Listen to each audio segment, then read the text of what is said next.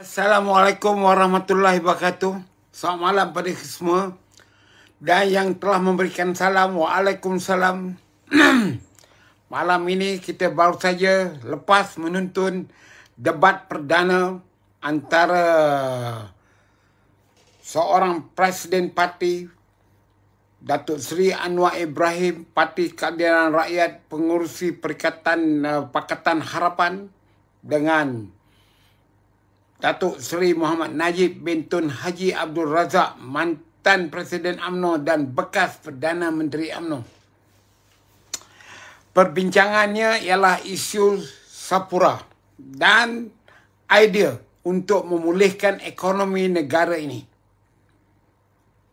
Saya diminta oleh kawan-kawan memberikan pandangan terhadap isu yang dibangkitkan dari segi pandangan saya sebagai seorang pengamat politik.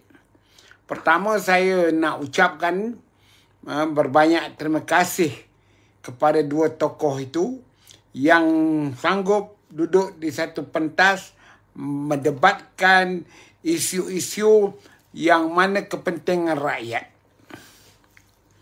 Pertama yang kita agak ketawa sedikit ialah masalah hujah Datuk Seri Muhammad Najib Tun Haji Abdul Razak bagi menyelamatkan Sapura kerana dia syarikat yang terbesar di dunia, milik Malaysia. Selama ni kita tak pernah dengar nama Sapura tu. Dahulunya kita pernah dengar nama Sapura ni buat syarikat telekomunikasi, syarikat telekom, tender-tender. Sebab apabila pegawai kanan telekom nampak perkembangan telekom itu pesat berkembang, dia berhenti letak jawatan, kemudian buat meniaga telekom, lepas tu dia masuk balik tender telekom dan besarlah. Itu tak apalah, kurang-kurangnya ada kejayaan orang Melayu dalam bidang perniagaan dan itu memang selaras dengan dasar ekonomi baru. Dari itu sekarang ini Sapura ini tiba-tiba meletup, hampir meflis, hutang ataupun kerugiannya agak besar. Dari itu, sebagai seorang yang mewakili Sapura, Datuk Najib patut menjelaskan kepada rakyat kenapa Sapura itu tiba-tiba menjunam keuntungan dia ataupun menyebabkan dia rugi. Kenapa? Dari itu yang kenapa ini tidak diberitahu. Kalau berdasarkan jumlahnya itu, maknanya bayangkanlah kita ada 355 hari, 365 hari, ada 200 lebih kurang hari waktu bekerja. Jadi kerugian dia, bayangkanlah, tak kurang daripada 20 juta sehari. Jadi tuan-tuan dan puan-puan, Sapura ni memanglah kita rakyat tak tahu hujung pangkal. Kenapa perlu kerajaan hendak menyelamatkan dia. Tadi Najib Razak kata Sapura itu milik rakyat Malaysia.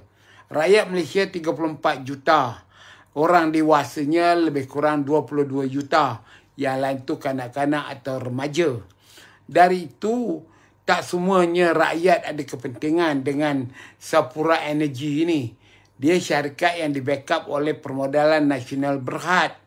Jadi, hanya pemegang-pemegang saham, Amanah Saham Nasional atau ASB sahaja yang mempunyai kepentingan, bukan rakyat. Orang Cina, orang India yang tak ada saham dalam PNB, apa masalah kepentingan dia? Jadi saya rasa patut Datuk Najib lebih menekankan bahawa kerugian kepada Sapura ini lebih banyak memberi kesan pulangan kepada pemegang-pemegang ASB yang mana setiap tahun mau menambahkan keuntungan melalui dividen-dividen keuntungan yang diperbuat oleh syarikat PNB dan syarikat sekutunya. Jadi tak ada kaitan pun dengan rakyat. Kerana kita lihat bahawa jumlah angka-angka yang diberikan oleh Datuk Najib, AKS yang akan terkena ni sebagainya, Wah, kalau ikut Datuk Najib punya kenyataan tu dari segi industri hilirannya, dari segi IKS-nya, banyak orang Melayu ni kaya kerana mendapat projek daripada Sapura. Jadi saya, ini orang yang sosial lah, banyak kawan, kenalan. Saya belum ada jumpa lagi apa yang saya nak kata, orang kata, oh saya ni buat bisnes dengan Sapura, bekal ini, bekal itu. Jadi tentulah saya berpihak untuk menyelamatkan Sapura ini, kerana ada kawan-kawan saya yang berniaga dengan Sapura, tapi saya tak pernah pun jumpa kawan-kawan saya, kenalan saya yang bekerja dengan Sapura. Jadi saya tak faham di mana dia kesan Sapura Energy ini akan memberi kesan kepada usahawan-usahawan Melayu. Dan masalah dia, jika benarlah seperti yang dikata oleh Datuk Seri Najib tu, jumlah mereka yang akan terjejas, sudahkah mereka membuat memorandum? Sudahkah mereka berkumpul, mereka berbincang bagi menyelesaikan plan B, plan C-nya dan sebagainya? Ini masalah. Contoh yang terbaru, saya dah bagi tahu tadi bagaimana Sapura di zaman Datuk Najib, walaupun bukan syarikat cari gali, syarikat teknologi dia, telah diberi tanda untuk membuat satu projek communication di Kementerian di Majlis Keselamatan Negara. Awal-awal lagi Datuk Najib dah bagi 4 bilion untuk gerakkan kerja tu, sama ada dia tender ke, runding terus ke, saya tak ada maklumkan.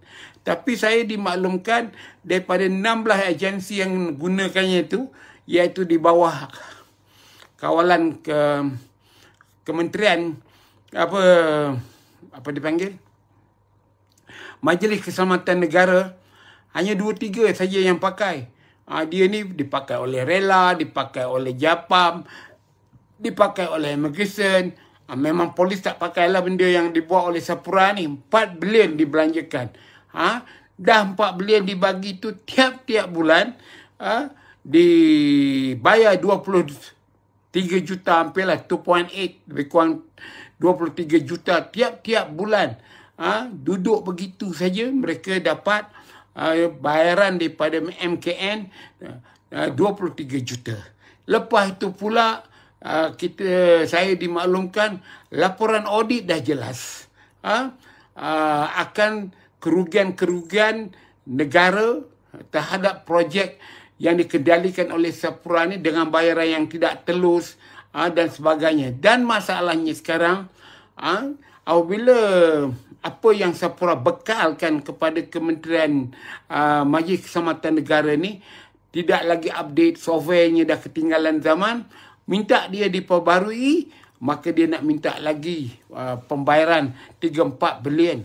Jadi inilah dia sistem yang dibuat oleh Najib Razak. Dan saya agak ketawa sebab saya pernah menulis dalam media sosial Facebook saya yang lama. Najib kata ini teluslah, itu teluslah. Persoalan yang pernah saya tanya, Josh Ken ni syarikat buat kepala paip, tapi Najib bagi projek berjuta, bilion pun mungkin kot kepada Josh Ken ini untuk membuat projek LRT. Kemudian saya keluarkan gambar toke atau owner Josh Ken ni ialah rakan sepermainan golf Najib Razak masa dia jadi Perdana Menteri. Dari itu, tuan-tuan dan perempuan, Najib Razak ni seorang pembohong dan sebagainya. Jadi saya duk fikir sekarang, depan pentah dengan kelayak ramai, dia boleh berbohong. Dia boleh berbohong bahawa dia telus dan sebagainya, tetapi realitinya, itulah dia. Jadi, tuan-tuan dan perempuan semua, kita dah mendengar, dan seperti biasa, kita dah tahu bahawa Datuk Seri Anwar Ibrahim akan menggunakan sentimen rakyat, atau dalam istilah kiri, dia akan berpihak kepada rakyat. Berbeza dengan Najib, kita nampak dia masih lagi mentaliti kapitalis, mentaliti yang feudal, yang mana kepentingan kelompok dia itu dia pertahankan. bukan dia nak berpihak kepada rakyat dalam isu Sapura Energy ni. Kerana apabila Petronas ambil alih, maknanya Petronas akan keluarkan duit juga untuk berbelanja bagi menyelamatkan energi. Kenapa kita tak tubuhkan syarikat yang lain yang mana kita tak pedulikan, tak apalah rugi. Daripada 5-6 bilion dah rugi, dah tu kita nak suruh injection lagi, jadikan dia 5-6 bilion, 7 bilion lagi. Maka maknanya dia akan menelan belanja hampir kepada 15 bilion untuk nak menyelamatkan seorang CEO yang gajinya berjuta ringgit setiap bulan. Dari itu saya punya lihat bahawa kita telah tiba masanya sekarang untuk berfikiran matang, untuk melihat topik perbincangan tadi, bahawa kita lihat Najib Razak gagal untuk meyakinkan rakyat seperti saya untuk menyokong gesaan kepada kerajaan bagi membantu Sapura ini. Dan Sapura ini pula semua orang tahu CEO dia tu, Tan Sri Syahril tu adalah kawan securut dengan Najib. Jadi dia ada kepentingan. Kalaulah Najib memperjuangkan Sapura ini, dia tak kenal orang dalam Sapura tu, termasuk CEO-nya, tak pernah duduk santai, isap curut bersama. Saya rasa masuk akal juga untuk kita bantu. Dan saya nak maklumkan, masalahnya sekarang ni, kenapa Najib Razak tak minta Petronas ataupun lain-lain agensi PAM dekat Perbadanan Usahawan Nasional Berhad, PUNB, di mana kawan saya terpaksa tutup kilang, tak boleh operasi, dan dia potensi untuk bankrupt macam Sapura Energy, kerana Perbadanan Usahawan Nasional Berhad tak boleh bantu kewangan lagi pada dia. Minta 2 juta, bagi 100,000, dah tu tiap-tiap bulan bayar 8,000. Jadi menunjukkan bahawa Najib Razak ni tak turun di lapangan, tak faham isu sebenar rakyat sekarang ni. Yang penting sekarang usahawan-usahawan Melayu sekarang ni, mereka kerugian hampir 2 tahun ini, daripada tahun Februari 21, tahun 2020, bulan Februari, sehingga hari ini mereka perlu bergerak semula, tapi mereka tidak ada wang. Minta pada kerajaan, cakap sajalah, pergi sana, pergi situ, minta duit, terajulah, majulah, abuk pun tak ada. Ini satu contoh yang saya punya pengalaman nak membantu kawan saya yang buat perabot kitchen ni, dapur ni. Akhirnya kerana saya tak boleh bantu dia, sebab saya tak dapat bantu, dia sekarang tak hubungi saya, telefon tutup. Jadi inilah dia masalah kita ni, tidak pergi ke rakyat, tak pergi kepada masalah rakyat sebenar. Kita menyibukkan diri kita kepada golongan-golongan kapitalis yang kaya raya ni.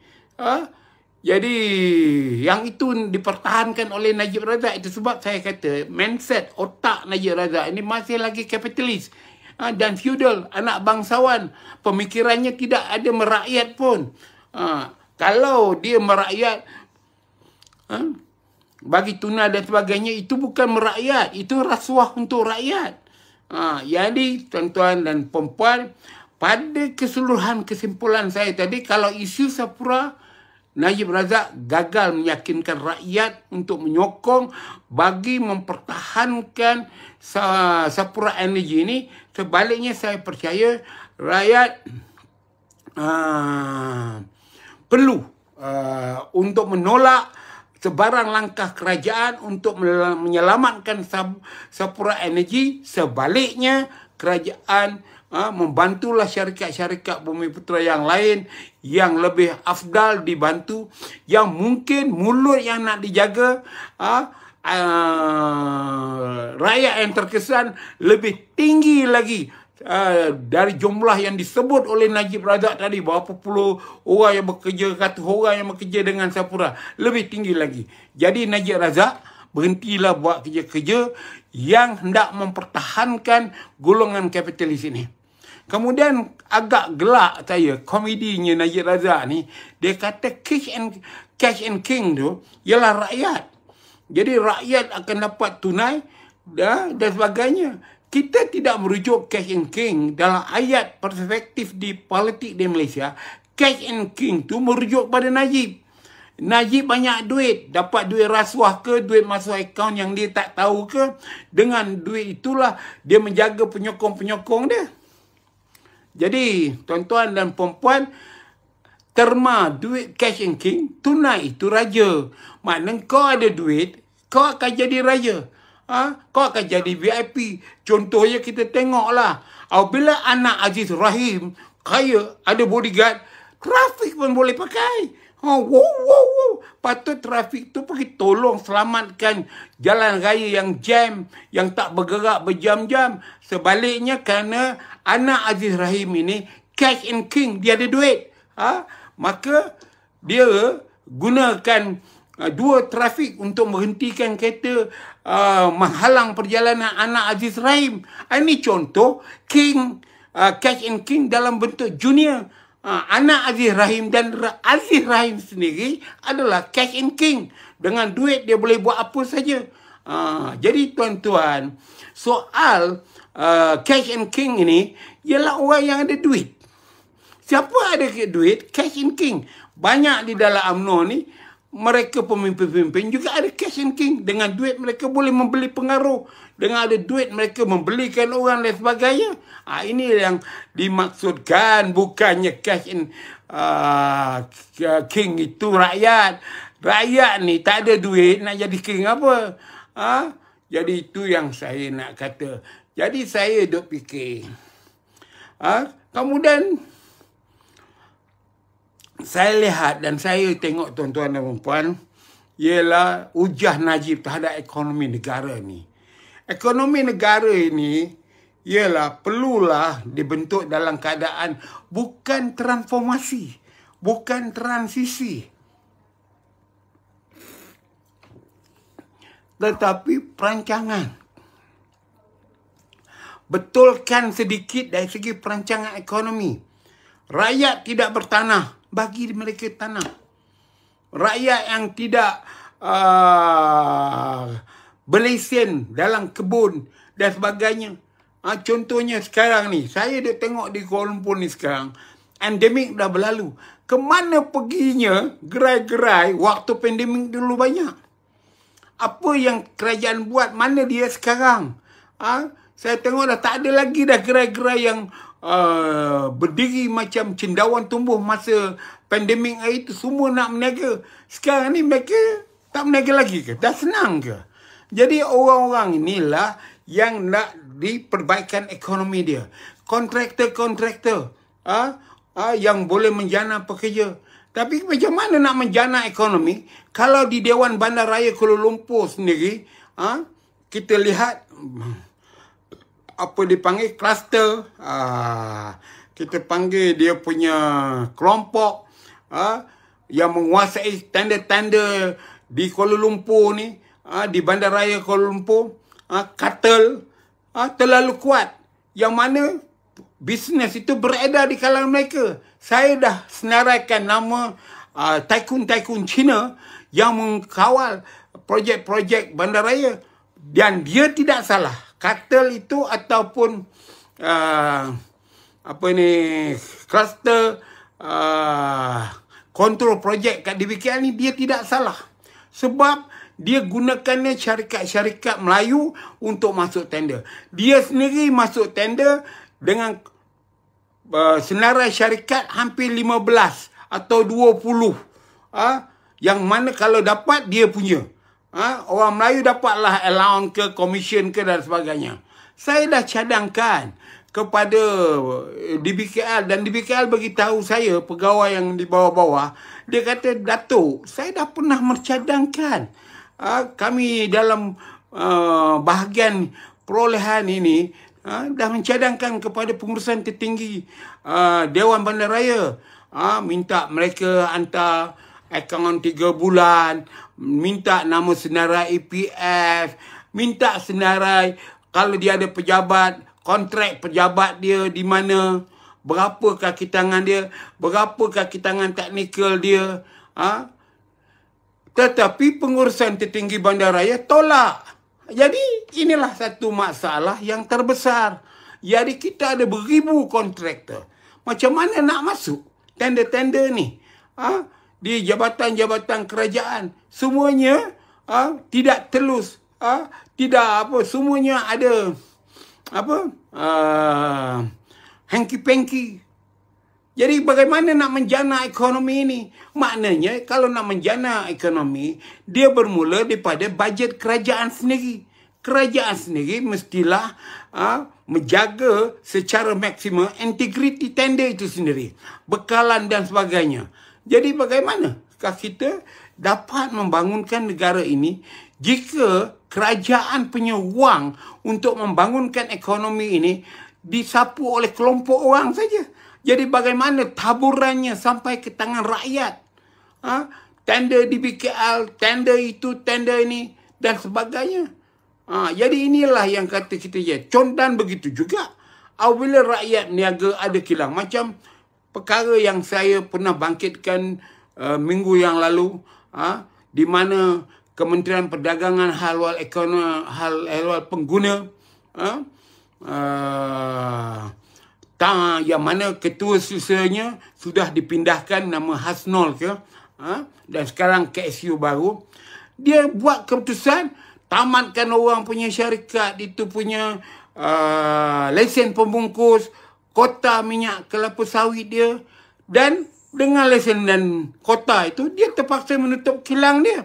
51 mulut daripada 20 pekerja dia yang dah berkahwin, ada anak, dikira dalam 51 mulut bergantung kepada kilang yang membungkus minyak kelapa sawit itu, minyak masak itu. Tetapi tiba Kementerian Perdagangan negeri hantar. Nasib baiklah kilang itu berada dalam Parlimen Bandar Tun Razak. Saya bekas pemimpin UMNO Bandar Tun Razak. Maka saya lawanlah. Bagaimanakah Kementerian Perdagangan dalam negeri tidak membuat keputusan dengan terlebih awal memanggil peniaga itu untuk disoal jawab diberi. Hanya semata-mata kes yang tahun 20 waktu pihak SPRM mencari kesan siapa yang telan minyak subsidi ini, maka syarikat ini adalah di antara senarai yang mendapat minyak subsidi. Maka dia pun ditahan, kononnya dia tidak menggunakan minyak subsidi itu secara betul. Tapi setelah siasatan, SPRM mengatakan bahawa dia terlepas dan tidak ada tuduhan. Tapi apa yang berlaku? Kementerian Perdagangan Dalam Negeri punya pegawai, tak salah saya nama dia Ahmad Rizal ke, telah menulis surat. Itu yang saya kata dengan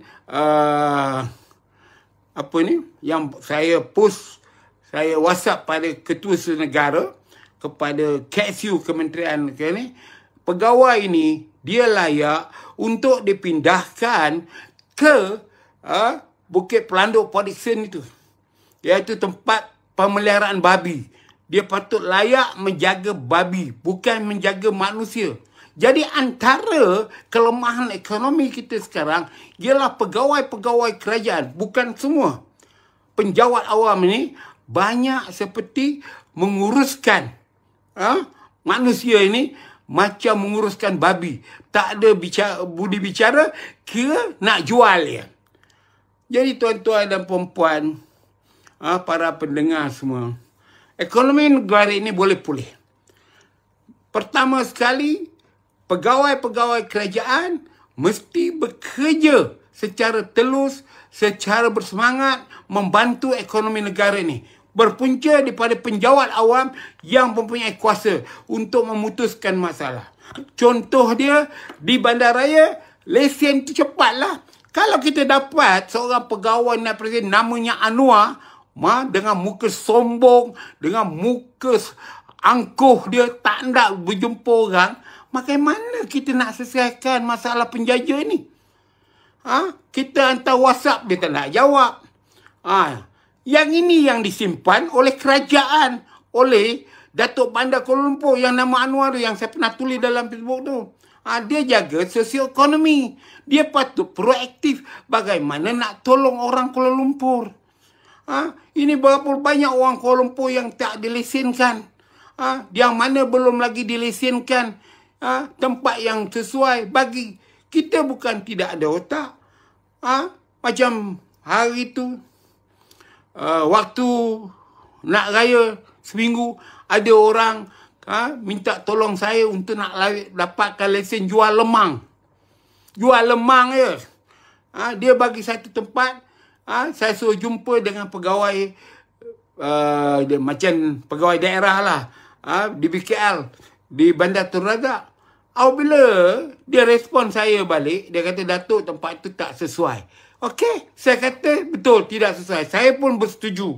Sebab jalan itu jalan laju. Maknanya jalan laju ni, kereta bergerak laju. Dan kawasan tu. Jadi kalau ada orang jual lemang, ada kereta berhenti, tentulah nanti berlaku kemalangan. Jadi apa saya hantar WhatsApp balik kepada Puan itu? Puan, nasihatkan dia atau Puan bagi cadangan mana yang dia nak berniaga.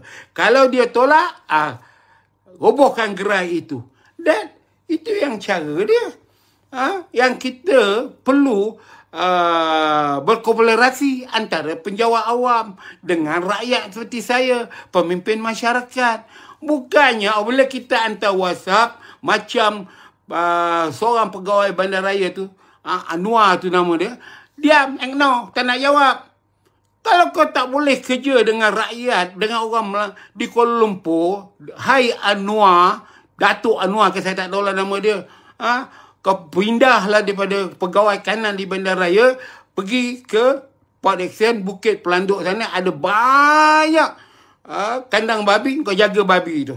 Kerana kau tak layak nak jaga manusia di Kuala Lumpur ini.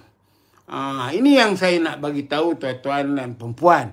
Sebab masalah ekonomi kita ni rosak sekarang ni kerana pegawai-pegawai kanan kerajaan. Umpamanya Kementerian Pertahanan. Saya rasa keadaan sekarang di Kementerian Pertahanan lagi tenat dengan KSU main peranan dalam niaga. Tak ada membantu. Kita nak buat temu janji, tak nak jumpa. Kontraktor nak bagikan perasaan dia, pandangan dia, tak mau dengar. Tiba dapat Menteri Pertahanan, sambung lagi 6 bulan, patut dia dah berambus. Jadi macam mana? Tadi Najib kata, jangan campur politik ini dan sebagainya. Beritahu dengan Najib, sepupu kau tu di Kementerian Pertahanan tu, yang sambung balik KSU Kementerian Pertahanan yang patutnya pencen. Kenapa? Kenapa? Itu dia. Jadi saya nak cakap dengan tuan-tuan lah. Tuan-tuan jangan main komen-komen kat Facebook saya. Elok-elok yang akan datang, tuan-tuan boleh tengok live saya. Lepas ni saya check one by one, saya tergayang keluar ya. Okey, itu sajalah saya nak cakap. Saya ucap terima kasih kepada tuan-tuan kerana kesimpulannya bahawa tak ada buah tangan. Tak ada buah tangan dalam debat tadi. Baik Anwar, baik Najib. Dia lebih kepada macam tim senario lah. Apa? Yang tu. Sepatu apa tu tengah lawak. Kita dengarlah lawak dua orang. Solutionnya tak ada juga. Yang seorang ketua pembangkang bolehlah bersuara dalam parlimen. Yang seorang waktu dia jadi Perdana Menteri pun tak buat apa-apa kepada rakyat. Dia pun jaga kroni dia. Contoh yang terbaru, ini saya terima mesej daripada seorang syarikat S5. Syarikat itu dah bertukar ganti. Dulu kepunyaan kroni Najib. Yang buat S5 ni. Kemudian itu bertukar kepada menantu Muhyiddin Adlan. Tu. Tahu tuan-tuan, syarikat tu sekarang kaki tangannya dah 2 bulan tak dapat gaji. Air raya baru ni syarikat tu, tapi syarikat tu ada kontrak dengan kerajaan. Tapi tak membayar gaji. Jadi saya belum nak tulis lagi itu. Itu sajalah. Jadi mana-mana yang tuan-tuan semua komen negatif terhadap saya, yang akan datang tuan-tuan tak jumpa lagi ya. Jadi saya tergajak tuan-tuan keluar daripada saya punya media. Saya cakap terus terang. Bila saya tulis, saya bukan nak like. Saya ikut cakap Mark Zuckerberg. Apa pendapat anda? Itu pendapat saya. Kalau anda setuju, Alhamdulillah. Tapi jangan kutuk saya. Kalau kutuk saya tergajak keluar. Okay, mampuslah. Kan? Saya anggap mereka ni semua tak ada beben lah. Kalau beben, tentulah dia ada tertib dan sebagainya. Sekian. Assalamualaikum warahmatullahi wabarakatuh. Kita berjumpa lagi.